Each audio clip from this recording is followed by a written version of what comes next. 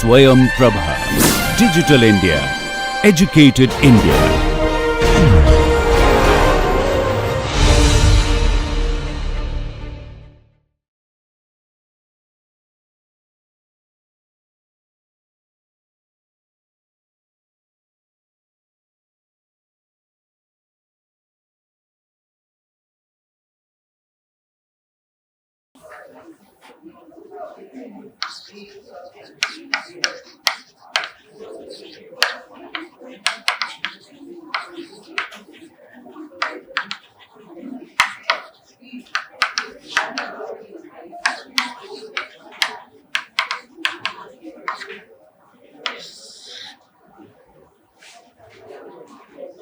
Okay, good morning, or it's almost good afternoon, I guess.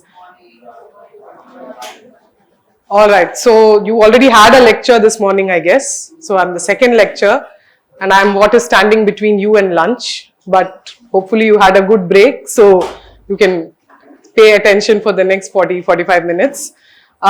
So this is normally the title that I give to my lecture, Computing with Quantum Bits.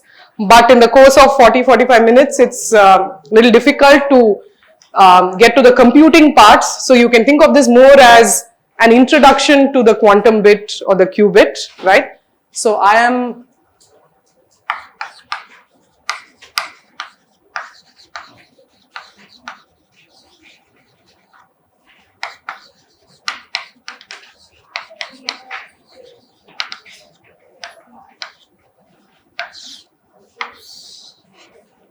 So I'm sure you can find my website given this information, and if you'd like to reach out, you can. So I'm Prabha, I work in the Department of Physics and I work on quantum computing. So the idea is to tell you all a little bit about, okay, how many of you have heard of quantum computers? Okay, almost everyone, or 3/4 of you have heard.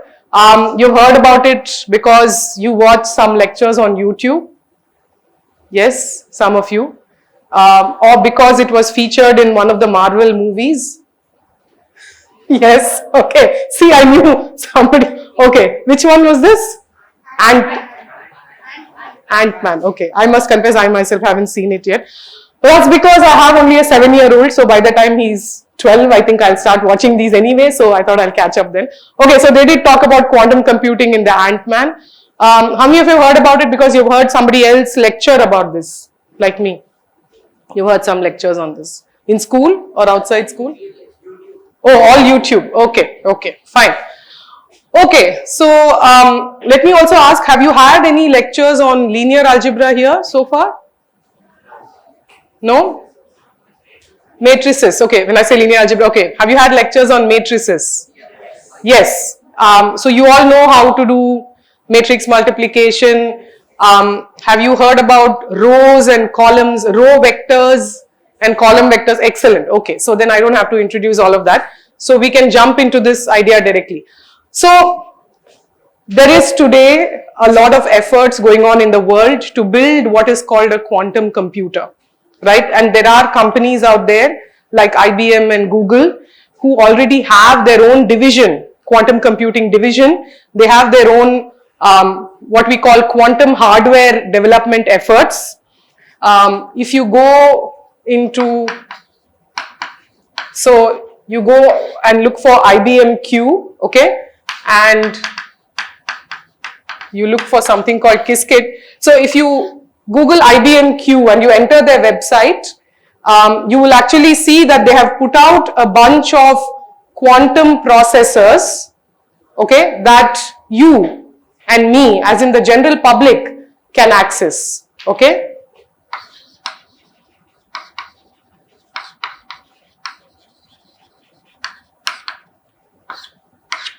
All you need is a Gmail account, which all of you have, presumably, and then you can log in and actually look at the kind of machines they have, and you will find that they talk about 27 qubit machines, 100 and something, there are some odd numbers out there, I think 120 something of that order, so I'll say plus minus delta, qubit machines, and so on, okay? And if you know a little bit of Python, how many of you know Python here? Oh, okay, good. Then you can actually get into their programming language. So Qiskit is actually, you can think of it as a quantum programming language for now. It's very, very preliminary, okay? So this is a way that you can use to program these qubits and perform basic elementary computations on them. Okay, so this is just for you to check out post this lecture, some fun activity for you to do. Also to give you a sense that what I'm talking about is something very real and something very current, right? And since this is very much in the popular domain today, I thought I will give you a flavor for what this is about. So we all know, so I'm now going to distinguish between what a classical bit is and what a quantum bit is, right? So we all know what a classical bit is. This is simply, right, good. So this is a binary variable, okay, x, which takes values 0 or 1, okay? I assume everyone is familiar with this notation here, right? This means this belongs to the set 0 or 1. It takes value either 0 or 1. Mathematician will call this a binary field, okay? So this is what is called a field in more formal mathematical language, okay? And the way you compute using these is you create strings of these, right? So you know what is a binary string. So this is just some sequence where each xi is a binary variable, right? And this is a string of length n,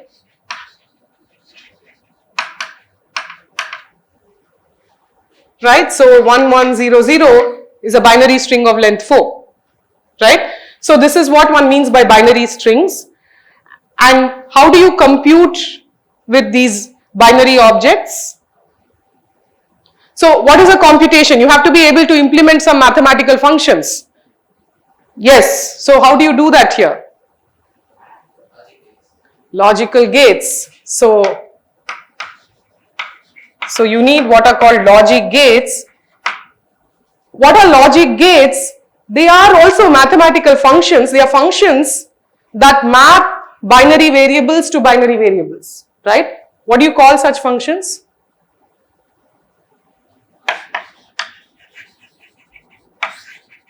You all heard of okay. You all heard of Boolean functions? Yes, that's what they are. What's a Boolean function? It's something that maps binary variables to binary variables. It could be a single bit Boolean function, which means it takes a single bit as input and gives me a single bit as output. Give me an example. There's no plus 1, there's just one input. Somebody said 1 plus 1 or something, but it's just a single bit input, right? So that's a NOT gate. Because it takes, so I'm going to write it, so you've all done a little bit of functions in your math classes, right? So you know this kind of notation, right? So this is a function that maps your 0, 1 to 0, 1. Right? If the input is 0, the output is 1. If the input is 1, the output is 0. Right? This is a single bit Boolean function. Then you have all your 2-bit gates. Right? And, or, not, and, or, nor, or, XOR, all of that. Right? So those are all 2-bit.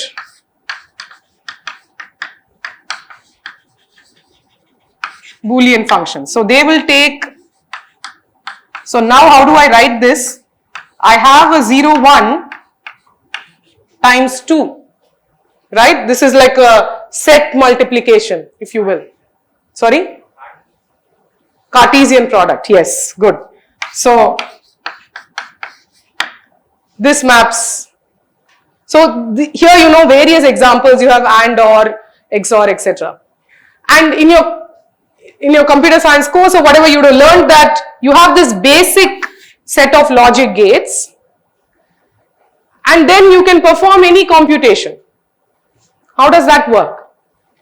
There is a crucial statement that is implied there, which is, so when I say I can perform any computation, it means whatever mathematical function I need to compute. Let's say I need to factorize a number. So let's say that the task I have, so this is the task.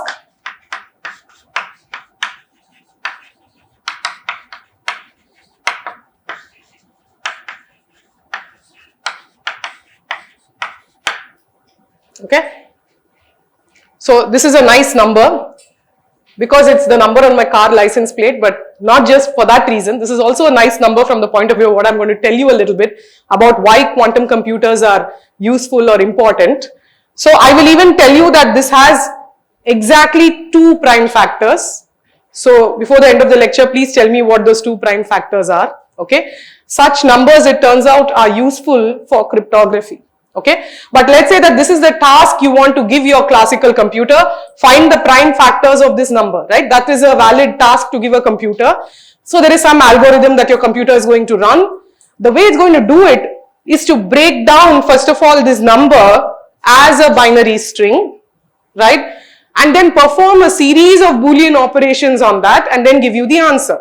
So the reason that you're able to operate with just a few elementary gates is because of this result that every Boolean function can be realized purely using a very basic elementary set of Boolean operations.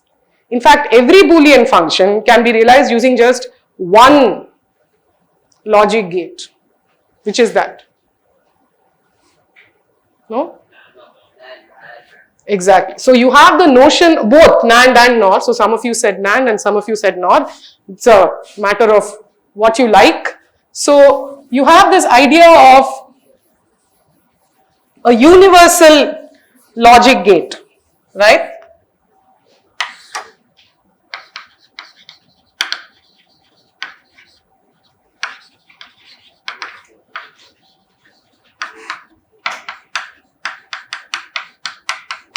And this is a fundamental result of Boolean algebra, that every Boolean function, no matter what the size of the input string, what the size of the output string, from any number of inputs to any number of outputs, can be finally broken down in terms of one of these operations.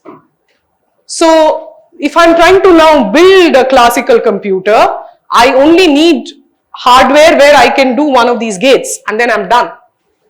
And then I need to have a software which is going to break down every computation for me in terms purely of one of these gates, whichever is my basic universal gate, and then I'm set. Okay. So this is a very quick run through of what I need to build a computing device. So now my goal is to tell you how one can do all of this using a different object, not the classical bit, but using what I call a quantum bit, right? And how a lot of these ideas just get translated there, but how this happens with some differences and also some difficulties in the process. Okay? So the aim would be to see how or if we can do all of this using a different set of objects. Let me organize my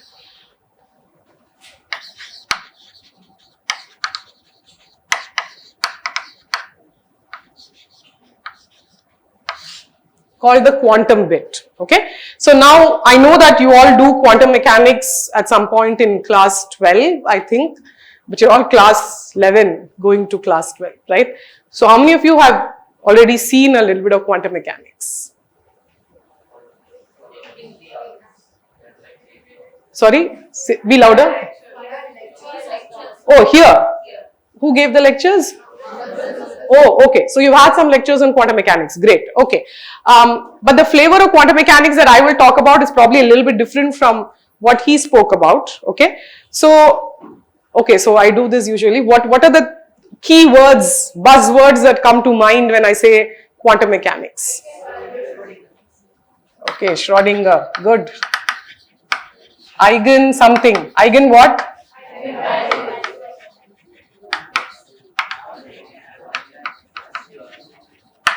Eigenstates? Yes, okay. Functions, that's fine, yeah, okay. Operators, okay.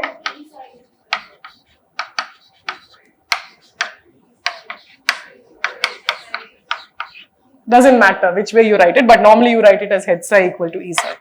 So this I'm going to put next to Schrodinger. Then excellent. Okay, this is the word I was looking for. All right. So you say probability density. I'm just going to say probabilities. Okay. Anything else? Thank you. Yes. All right. I think this is sufficient for me. Good. Okay. So let me start from bottom up. Okay. The uncertainty principle. So quantum objects behave differently from classical objects, right? Now, when a system, a physical system, you can classify as quantum is a separate question, right? Let's say, for example, that if you are operating at a single particle microscopic level, then you have the ability to access quantum properties of the system. Okay. Now, in our normal macroscopic world, everything is classical. Everything is deterministic. What do I mean by deterministic? That is the opposite of being probabilistic. Okay. What do I mean by this? So a lot of the mechanics that you learn in school or in your JEE coaching and all of that tells you that you can solve problems provided you know the forces, you know the constraints of the system, and then you know some initial condition. And then that's it. Everything is done for you. After that, you just have to go forth and compute, and yes, you know all the tricks of the trade as to how to solve this particular configuration of pulleys, as to how to solve a particular thing sliding down an inclined plane or whatever it is, right? That is the Newtonian classical world. That given the parameters of the problem, by which I mean, if I know what are all the forces acting on this piece of chalk, everything, including the friction due to the air that is present, buoyancy, pressure, you know everything, okay? And you know some initial condition that I'm dropping it from a particular height, right? And with whatever velocity, maybe I give it some velocity, maybe I don't. Then I have a set of equations, which is basically Newton's laws of motion, which tell me the trajectory of this particle for eternity, right? Now, quantum mechanics says that is not possible. Starting with the fact that, first of all, there is an uncertainty principle, right? So, what does the uncertainty principle say? It says that you cannot simultaneously determine position, and so then this idea that I throw my piece of chalk and then it goes somewhere and I'm able to keep track of it throughout, that goes out of the window. Because when I'm doing this, it means that at every instant of time, I'm going to call position x and momentum as p. You can think of momentum or you can think of velocity. So I cannot simultaneously talk about this. That is forbidden by the laws of quantum mechanics, right? So this whole picture goes out of the window. So then what am I left with?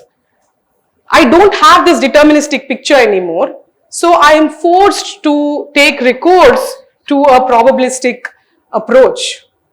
So now I can only tell you that my position may be within some range with some probability, right? So similarly, my momentum or velocity takes values within some range with some probabilities, okay? So the fact that there is an uncertainty principle forces me to go into the probabilistic realm, and finally then Schrodinger wrote down, so what is this psi out here? What is a wave function?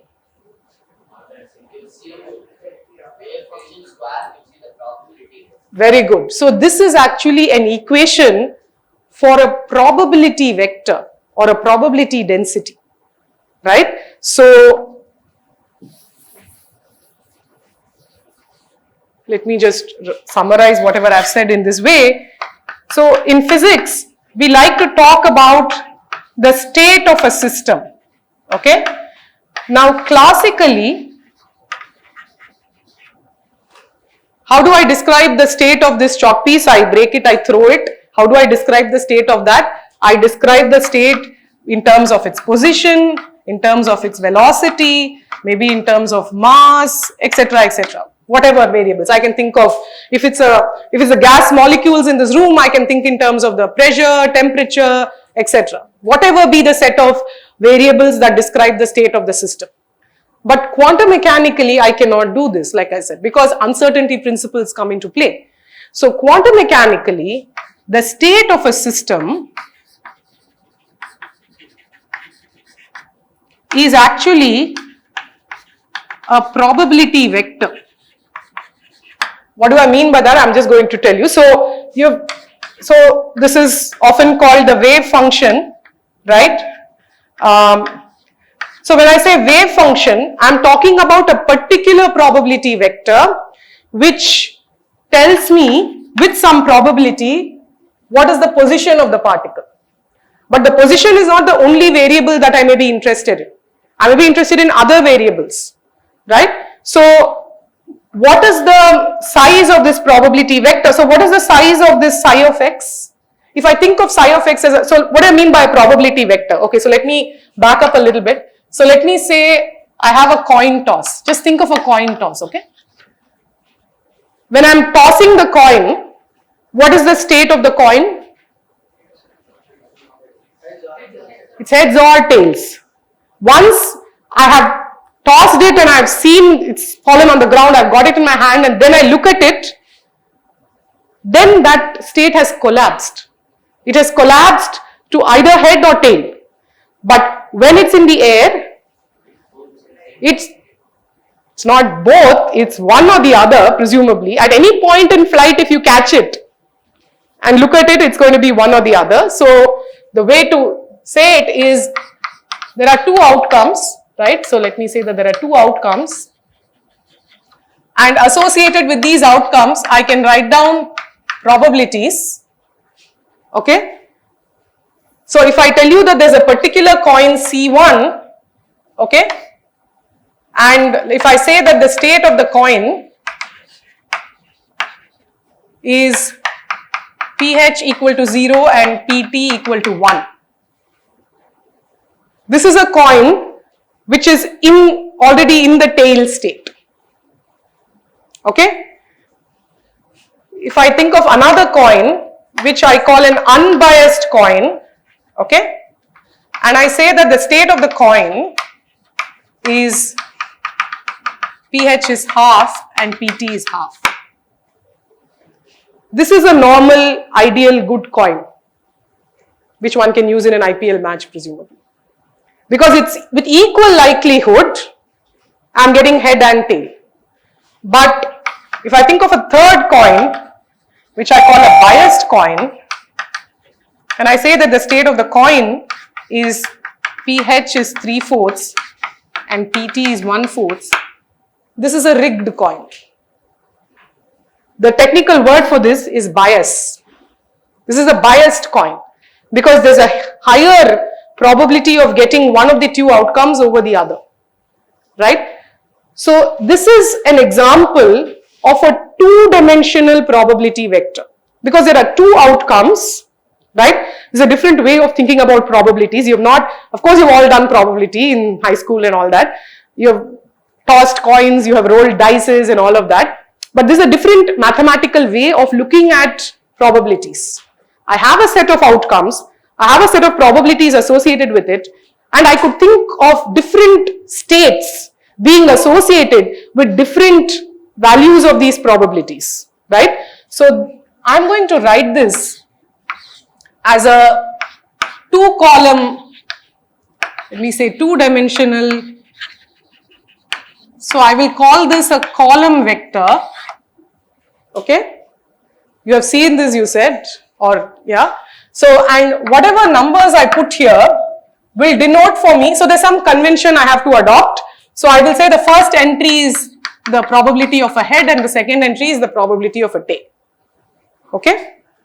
So this is what I will call a two-dimensional probability vector. It's a two-dimensional column vector. In the language of matrices, you can think of this as a 2 cross 1 matrix, right? 2 rows and 1 column. So now what are the, so can I just put any two numbers here and say that that's a valid probability vector? Sum should be 1, very good.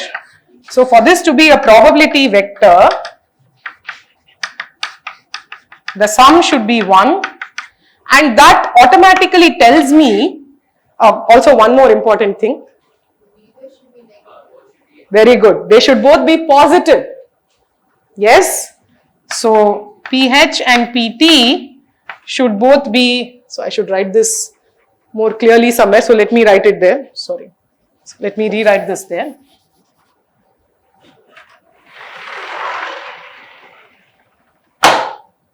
So if I think of a two-dimensional probability vector, then I need, so I'm writing it like this, PH and PT. So for this to be a valid probability vector, I need PH plus PT should be 1, okay?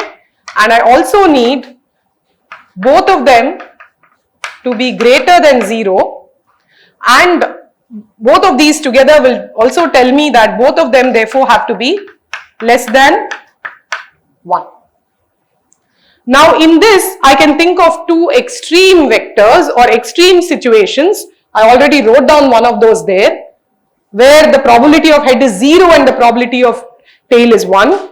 So I can think of two vectors like this. These are two extreme situations where these probabilities are, one of them is 0 and the other is 1.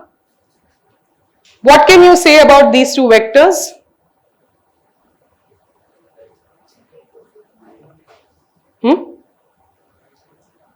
Eigen. You notice that any probability vector which describes a coin toss can be written as a linear combination of these two vectors. Yes?